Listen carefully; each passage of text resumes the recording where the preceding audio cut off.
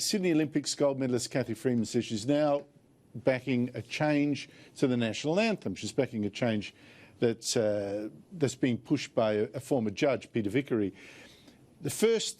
She just wants one word changed in the first verse so that it says, instead of young and free, she wants it one and free, because young and free suggests there weren't Aborigines here in her mind before whites came. What do you make of this?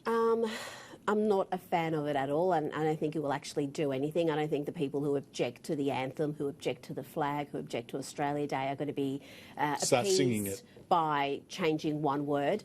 The free, I think, refers to us as we are, a modern democratic Western society, and we are a young, modern democratic Western society. We're a young nation. Australia is a young nation. As the world knows us. That doesn't mean that we are not acknowledging what came before. And one and free, I think that's a fairly curious nomination, given that even just our High Court has recognised that we're not one, because we've got special categories who have got special the anthem's been invalidated by the High Court. In fact, the High Court's already knocked that out. That's an excellent point, because one and free suggests unity, when this is actually, when the second and third verses actually suggest that some of us are sort of more Australian than others.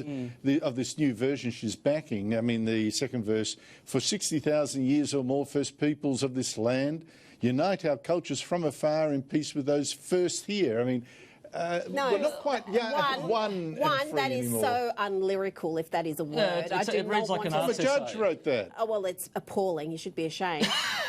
Sue me, Judge. And you know what?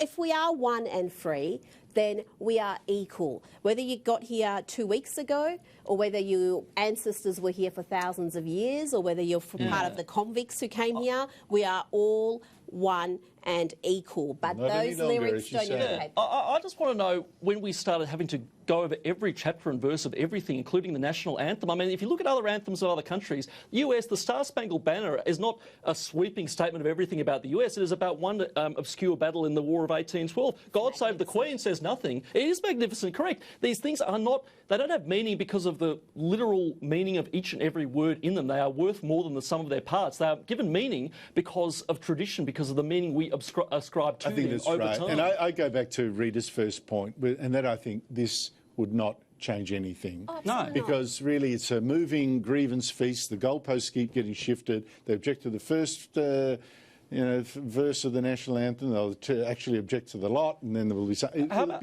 else. we talk about, actually put more emphasis on golden soil and wealth for toil and stop bashing farming and You mining? like the toil.